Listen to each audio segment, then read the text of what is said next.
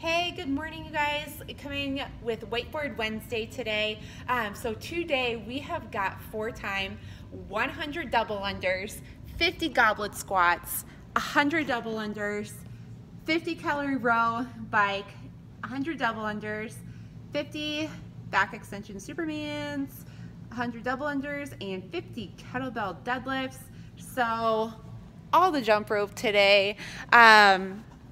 So going through helping you navigate as a pregnant or postpartum athlete. So getting right into it with the jump rope. I don't recommend jumping rope while pregnant, especially for that volume of double unders.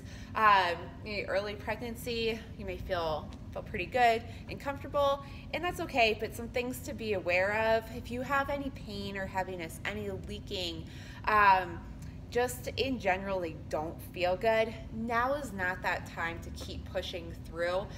If you experience any of those symptoms at any point in your training, it's not the time to push through. It's time to stop. Use some strategies. You can look at breathing, positioning, tension, and then also visit a pelvic floor physical therapist to help kind of dial in some more benefits that can certainly help you regain function within that movement. So double unders during pregnancy, again, we're just putting a lot of impact to an already vulnerable area of our body. I think there's so many other functional movements that we could do in place of the double under while we are pregnant.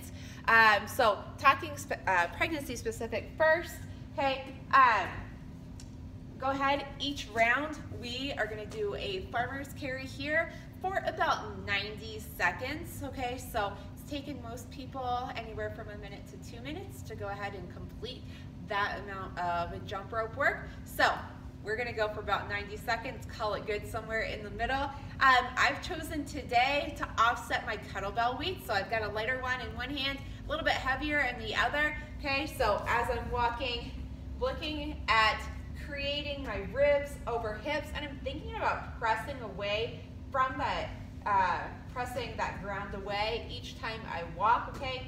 Nice, stable trunk, and I'm breathing through the movement, okay? So here we go. And I know you guys can't see me very well, but you'll switch sides, of course. You don't want just the left side getting completely jacked. But so, walk the length of the gym or walk 20 steps, sit them down, switch sides, walk for another 20. But we're gonna go for 90-ish seconds, okay? It will depend on the person and how you're feeling. It will also depend on the weights that you utilize. If one feels better, definitely go with one. Play around with that. So that's what we were going to do for each of that set of 100 double unders. For our goblet squats, I love the goblet squat for pregnant and postpartum athletes. So we're gonna go ahead, bring that up, and you can hold it upside down or handle up, whichever is your favorite way. Okay, we're gonna start by that small bow forward, driving the knees out here as we descend. And I'm thinking about inhale down. And then I'm gonna start my exhale right before I start to stand up.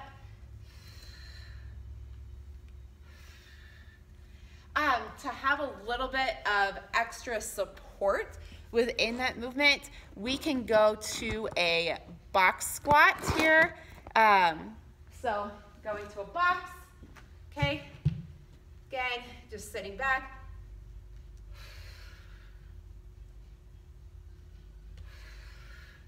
So this is just one strategy for that squat. Certainly there are several others. If you need help, feel free to reach out if that is not working for you. Okay, so then we've got our farmer carry again for 90 seconds. Then we're gonna go into either a 50 calorie row or bike. You could definitely drop those calories if you need to. With the rower, I have several tutorials on my Instagram already with adjustments to make for rowing. Some key points though, watching that lean back in the row, okay? And as we pull back, okay, so we're thinking about driving our feet into the feet of the rower. I can't talk. Okay, so we're gonna exhale, and then we're gonna end in a little bit more of a neutral position rather than here at this 45-degree angle, okay? Again, it's not bad, it's just a little bit easier to control pressure within your abdomen as you're rowing. You may also want to go into like a more of a Frogger type style, so instead of those knees being pulled into your chest, it might be beneficial to go a little bit wider to make room for baby bump. If biking feels good, biking is a great way. I would adjust the calories as you need to, because I don't know about you, but 50 calories on the bike is way longer than on the rower. But that's just because the bike and we don't like each other. So anyway, that's a personal choice. But we've got to, as soon as we're done that, we are gonna go back to our 90-second of farmer carry, working on our breathing, okay? Then we're gonna go into, so on the workout for today is 50 back extensions.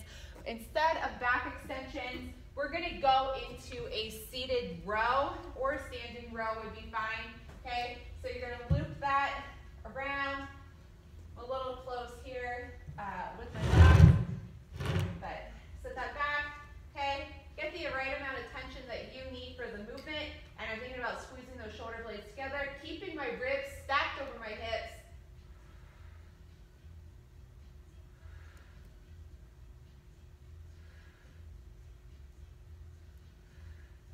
And I'm exhaling on exertion through each one of those reps, okay?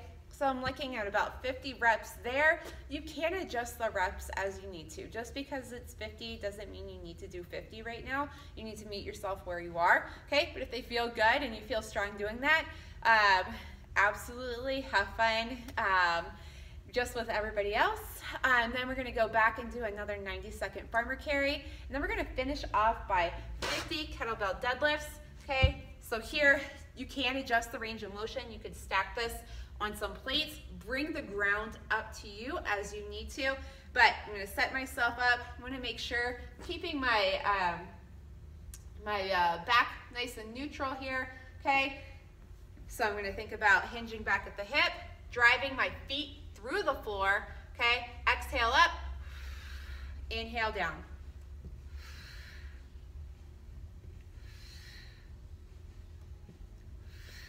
Okay? One thing to watch is on that drive up is that overextension at the top. See a lot of people push through here, okay? All we need to do is stop right here. Hips are still open, but glutes are behind me, okay? It just feels a little bit better on the lower back. Can also help with pelvic floor issues, like if you're leaking at the top of your deadlift, that can also help you out within that movement. Double unders returning for postpartum. Definitely work your way up into double unders, and I wouldn't recommend adding in any double under work until at least 4 months postpartum, and only then if you have been progressively incorporating jump rope work and breath work and strategy work without symptoms into your workouts. So a great place to start might be just a small hinge. Working on that breathing. If that feels good and we're not symptomatic there, we could go to small plate hops. We could even just mimic our position that we want with that jump rope, okay? No jump rope. Sometimes we get really tense holding onto that jump rope, okay? But we're just gonna work on the jump itself, okay? Again, this is if you are not symptomatic, postpartum. It's been about at least like 3-4 months after baby, and you've been progressively working on these types of things. Small jumps.